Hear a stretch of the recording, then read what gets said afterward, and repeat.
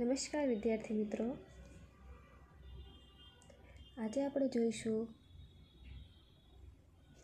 એકમ નંબર 18 પંગુમ લંઘયતે ગિરિમ, જેનો સાહિત્ય પ્રકાર છે રેખાચિત્ર અને સંકલિત છે. સંકલિત એટલે કે તેનું સંકલન કરેલું છે.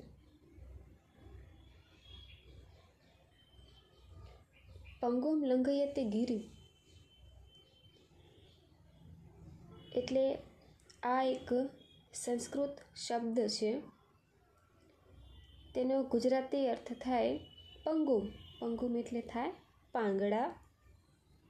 લંઘયતે, લંઘયતે એટલે કે પાર કરવું અથવા તો ઓળંગવું. અને ગિરિમ, ગિરિમ એટલે થશે પર્વત. એટલે કે પાંગડાઓ પણ પર્વત ઓળંગી શકે છે, એટલે કે પાર કરી શકે છે. હવે આ રેખાચિત્રની અંદર એક હકીકતની જે ઘટના બનેલી છે તેનું સરસ મજાનું વર્ણન કરેલું છે. એક અરુણિમા સિન્હા નામની છોકરી છે. તેના જીવનમાં એક દુઃખદ ઘટના બને છે અને પછીથી તે તેના આધારે માઉન્ટ એવરેસ્ટ જેવા પર્વતને પણ સર કરી પોતાનું નામ કરે છે. એની સરસ મજાની ઘટનાનું વર્ણન કરેલું છે. બરાબર. અરુણિમા સિન્હા જે પોતે કોણ છે? એક રાષ્ટ્રીય કક્ષાની વોલીબોલર છે, રમતવીર છે. રાષ્ટ્રીય કક્ષાની વોલીબોલની રમતવીર છે. તેની ઘટનાનું વર્ણન કરેલું છે. પંગુમ લંઘયતે ગિરિમ એ અરુણિમાનું રેખાચિત્ર છે, એટલે કે તેનું વર્ણન કરેલું છે. અરુણિમા વોલીબોલની રાષ્ટ્ર કક્ષાની રમતવીર છે. તેના જીવનમાં અચાનક એક કરુણ એટલે કે દુઃખદાયક ઘટના બની અને તે અપંગ બની જાય છે. છતાં પણ સહેજ વિચલિત થયા વગર તે સતત સંઘર્ષ કરતી રહી. સંઘર્ષ અને દ્રઢ મનોબળને કારણે તે સિદ્ધિના શિખરે પહોંચી. CISF એટલે કે central institute of security force માં જોડાવા માટે તે નોકરીનું ઇન્ટરવ્યૂ આપવા માટે લખનૌથી દિલ્હી જઈ રહી છે, પદ્માવત એક્સપ્રેસમાં. હવે ટ્રેનમાં અરુણિમાને કેટલાક બદમાશો તેની ચેન લૂંટવા માટે આવે છે. તેના પર ઘાતકી હુમલો કરે છે અને તે તેનો શિકાર બને છે. આખી ટ્રેનની અંદર અરુણિમા એકલી તે બદમાશો સામે ઝઝૂમે છે, તેને સામે લડત આપે છે. પણ દુર્ભાગ્યવશ બદમાશોએ તેને ટ્રેનની બહાર ફેંકી દે છે. અને તેવા જ સમયે સામેથી એક અન્ય ટ્રેન જે છે એ આવી રહી છે. જેવી અરુણિમાને બદમાશો ટ્રેનની બહાર ફેંકે છે કે તરત ત્યાં સામેથી બીજી ટ્રેન આવે છે. તો બીજી ટ્રેનમાં અરુણિમા અથડાય છે અને તેનો જે ડાબો પગ છે તે કપાઈ જાય છે. અને તે પછી જે બને છે એ અત્યંત કરુણાજનક છે. પરંતુ તેણે એ પરિસ્થિતિનો હિંમતથી સામનો કર્યો અને કૃત્રિમ પગ વડે એવરેસ્ટ જેવા દુર્ગમ પર્વતનું જે રીતે આરોહણ કર્યું એ કાર્ય અત્યંત પ્રશંસનીય છે. અરુણિમાનો જીવન સંઘર્ષ જોતા એમ કહી શકાય કે પંગુમ લંઘયતે ગિરિમ એ સંસ્કૃત સુભાષિત છે. આપણા ઘડવૈયા આપણે, સાહસ વિના સિદ્ધિ નથી અને જિંદગી જિંદાદિલી જેવી કહેવતોને તેણે પોતાના જીવનમાં સાર્થક કરી છે.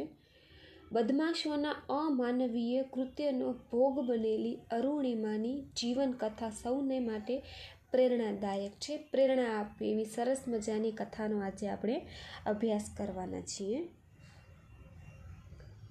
હવે પાઠ જોઈએ.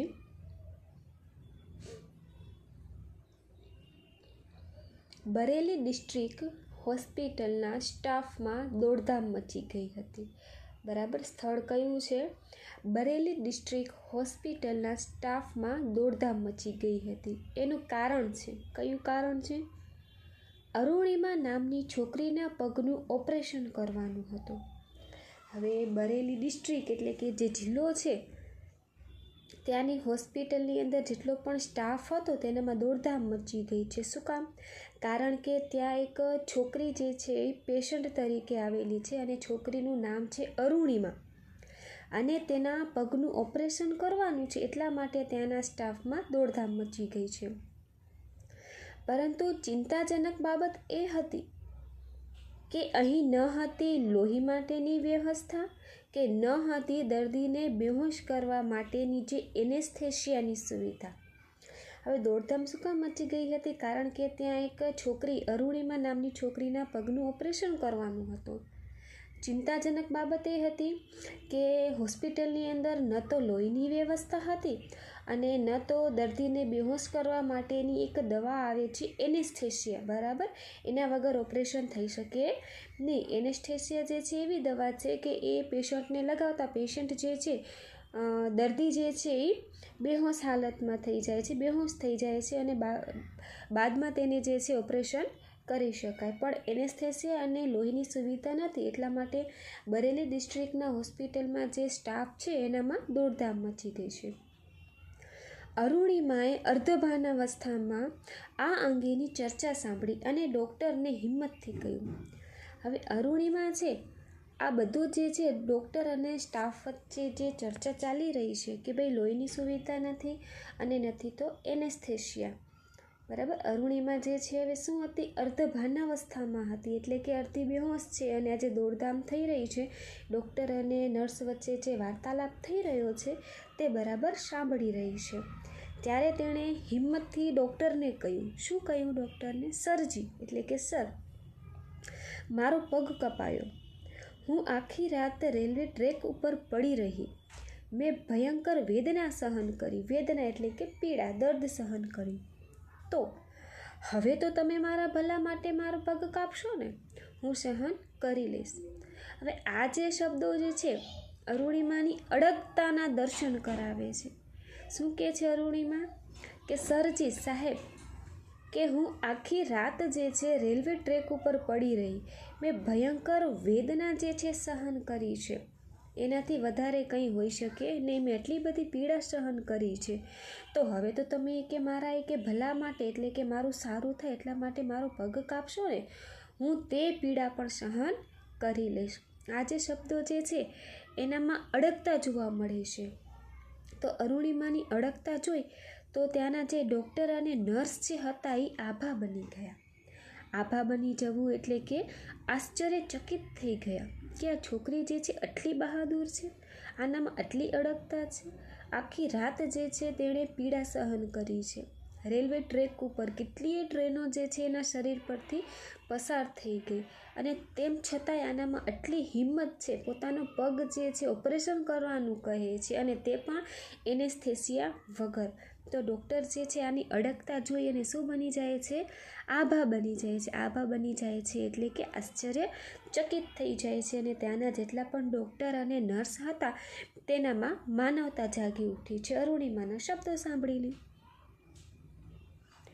હોસ્પિટલના ડૉક્ટર અને ફાર્માસિસ્ટે રક્તદાન કર્યું, એટલે કે લોહીનું રક્ત એટલે કે લોહીનું દાન કર્યું અને એનેસ્થેશિયા વિના અરુણિમાના પગનું ઓપરેશન થયું. બરાબર, હવે અરુણિમાની અડગતા જોઈ અને ત્યાંના જે ડૉક્ટર અને નર્સને અને ફાર્માસિસ્ટ છે એ લોકોમાં માનવતા જાગી ઉઠે છે અને એ લોકો શું કરે છે? રક્તદાન કરે છે, એટલે કે લોહી આપે છે અરુણિમાને અને એનેસ્થેશિયા વગર અરુણિમાના પગનું ઓપરેશન થાય છે. ભયંકર વેદનાભરી સ્થિતિમાં તેનો પગ અલગ કરાયો. બરાબર, એનેસ્થેશિયા વગર તેના પગનું ઓપરેશન થાય છે અને અરુણિમાનો પગ છે તેના શરીરથી અલગ કરવામાં આવે છે, એટલે કે એનો પગ કાપવામાં આવે છે. એ પીડાનું સ્મરણ આજે પણ એના રૂવાડા ઊભા કરી દે છે. સ્મરણ એટલે થાય યાદ. આ જે ઓપરેશન થયું એને ઘણા વર્ષો વીતી ગયા, તેમ છતાં પણ અરુણિમા જ્યારે આ સ્થિતિને યાદ કરે છે, સ્મરણ કરે છે, તો આ સ્થિતિ એટલી ભયંકર હતી કે આજે પણ અરુણિમાના જે રૂંવાટા જે છે એ ઊભા થઈ જાય છે, એટલી જ એને હચમચાવી નાખે છે. એવી ભયંકર સ્થિતિ જે છે એને પાર કરી છે. હવે આપણે ઘટના જોઈએ કે અરુણિમાના પગનું ઓપરેશન થયું, કઈ સ્થિતિ સામે તે ઝઝૂમી હતી તે જોઈએ. 2011 અને 11મી એપ્રિલે અરુણિમા CISF એટલે કે 2011ની 11મી એપ્રિલે અરુણિમા CISF એટલે કે સેન્ટ્રલ ઇન્સ્ટિટ્યૂટ ઓફ સિક્યોરિટી ફોર્સમાં જોડાવા માટે ઇન્ટરવ્યૂ આપવા પદ્માવત એક્સપ્રેસમાં લખનૌથી દિલ્હી જઈ રહી હતી. બરાબર, CISFમાં જોડાવા માટે, નોકરી મેળવવા માટે તે 2011ની એપ્રિલે તે પદ્માવત એક્સપ્રેસમાં લખનૌથી દિલ્હી જઈ રહી હતી. ત્યારે કેટલાક બદમાશોએ એની સોનાની ચેઇન ખેંચવા પ્રયાસ કર્યો. ડબ્બામાં મુસાફરોની હાજરીમાં ઘટના બની હતી, પણ કોઈએ તેનો વિરોધ કર્યો નહીં. હવે ઘટના બને છે કે અરુણિમા જે છે CISFમાં જોડાવા માટે ઇન્ટરવ્યૂ આપવા માટે પદ્માવત એક્સપ્રેસમાં લખનૌથી દિલ્હી જઈ રહી છે 2011ની 11મી એપ્રિલે.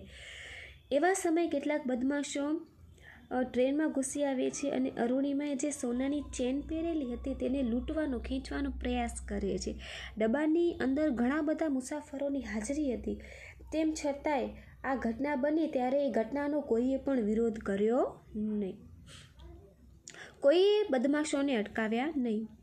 વોલીબોલની રાષ્ટ્રકક્ષાની રમતવીર રહેલી અરુણિમાએ સામે લડત આપી. એ ઝઝૂમી, પરંતુ એકલી અને અસહાય હોવાથી બદમાશોએ તેને ટ્રેન બહાર ફેંકી દીધી. બરાબર, હવે જે ઘણા બધા પેસેન્જરો હતા ટ્રેનની અંદર, જે છે મુસાફરો સામેલ હતા, તેમ છતાંય તેમણે અરુણિમાનો સાથ ન આપ્યો. અરુણિમા એકલી જ આટલા બધા બદમાશો સામે ઝઝૂમી, તેમને લડત આપી, તેમ છતાંય હતી તો અંતે એકલી. બરાબર, અને અસહાય હતી, કોઈએ તેનો સાથ આપ્યો નહીં. અને છેલ્લે શું થાય છે કે જે અરુણિમા છે એને બદમાશો ચાલતી ટ્રેનની અંદર જે છે બહાર ફેંકી દે છે. તેના દુર્ભાગ્યે એ જ વખતે, દુર્ભાગ્ય એટલે કે ખરાબ નસીબે, કમનસીબે, એ જ વખતે સામેથી બીજી ટ્રેન જે છે પસાર થઈ. હવે શું થાય છે કે જે વખતે બદમાશો અરુણિમાને ટ્રેનની બહાર ફેંકે છે તો એ દુર્ભાગ્ય કહેવાય અરુણિમાનું, કમનસીબ કહેવાય કે એવા જ સમયે ત્યાંથી સામેથી એક બીજી ટ્રેન જે છે પસાર થઈ રહી હતી અને એના ઉજ્જવળ ભાવિને કચડતી ગઈ. ભાવિ એટલે કે એના ભવિષ્યને કચડતી ગઈ. અરુણિમાનો ડાબો પગ ટ્રેન નીચે કપાયો. તરત જે છે ટ્રેન આવી, એવા સમયે બદમાશોએ અરુણિમાને ફેંકી એટલે ટ્રેન નીચે તેનો પગ આવી ગયો અને તેવા જ સમયે તાત્કાલિક તેનો જે એક પગ જે છે એ કપાઈ ગયો.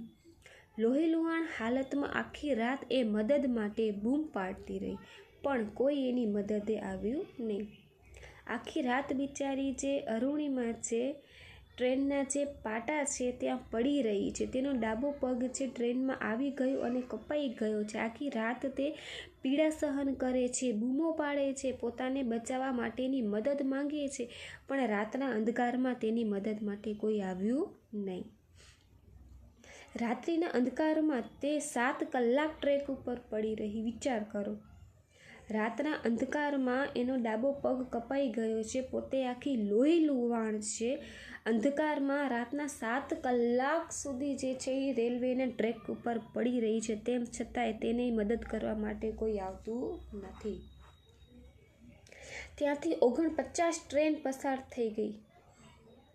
7 કલાકની અંદર ત્યાંથી રેલના ટ્રેક ઉપરથી 49 ટ્રેન જે છે પસાર થઈ ગઈ, પણ આ કસોટી કાળમાં એની મદદે કોઈ ફરક્યું નહીં. રાતના ગાઢ અંધકારમાં તે મદદ માટે બૂમો પાડતી રહી, 7 કલાક ટ્રેક ઉપર પડી રહી, 49 ટ્રેન ત્યાંથી પસાર થઈ ગઈ, તેમ છતાંય તેની મદદે કોઈ પણ આવ્યું નહીં. માત્ર એના કપાયેલા પગના માંસની મિજબાની માણવા ઉંદરો આવ્યા. કોઈ વ્યક્તિ તેની મદદે ન આવ્યું. રાતના અંધકારમાં માત્ર અને માત્ર ત્યાં કોણ આવ્યું? તો તેના પગના જે માંસ જે છે જ્યાં ત્યાં વેખરાયેલું હતું ટ્રેનના પાટા ઉપર, તેની મિજબાની એટલે કે તેની ઉજાણી માણવા માટે ત્યાં કેટલાક ઉંદરો ભટક્યા હતા, ઉંદરો આવ્યા હતા. તેના સિવાય ત્યાં કોઈ પણ આવ્યું નહોતું.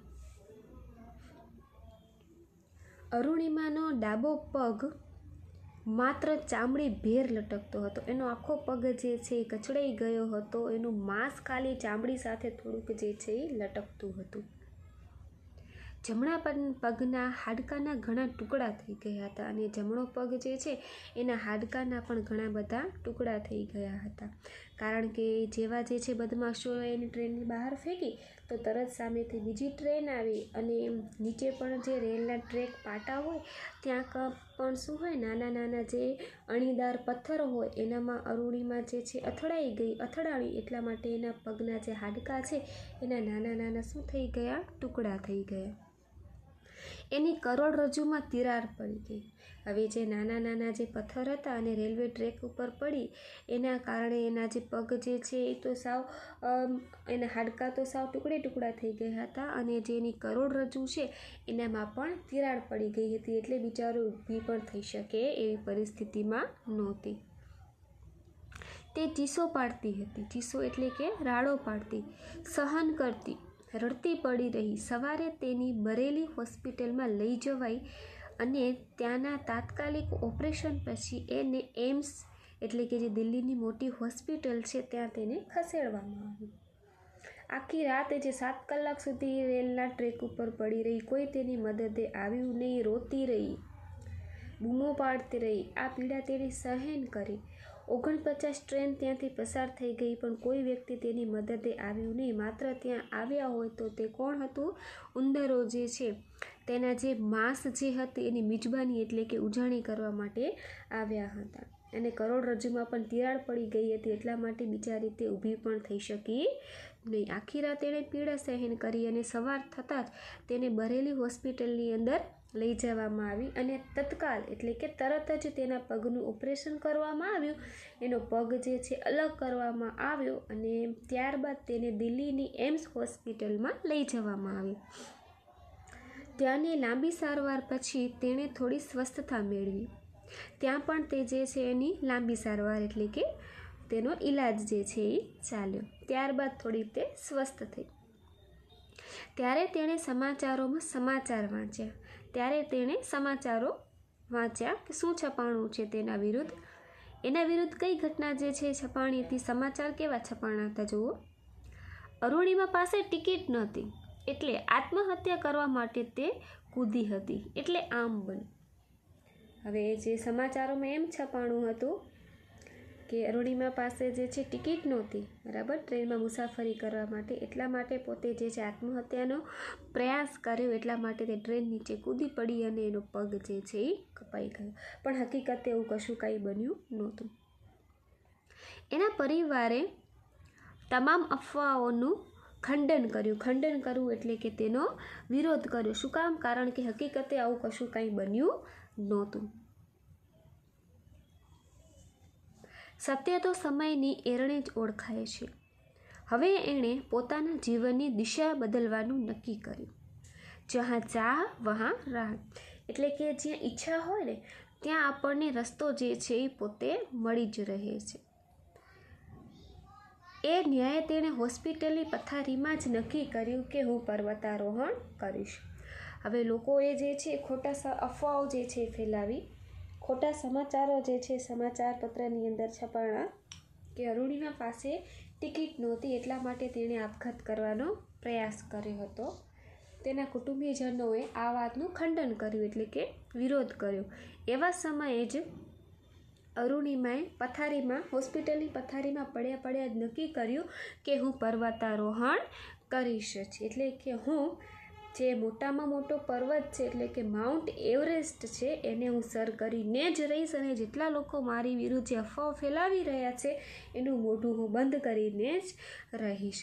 અને તેને આ સરસ મજાની કહેવત લાગુ પડે છે કે જहाँ ચાહ વહાં રાહ એટલે કે જ્યાં તમારી ઈચ્છા હોય ને કાર્ય કરવાની ત્યાં તમને રસ્તો જે છે આપોઆપ મળી જ રહે છે.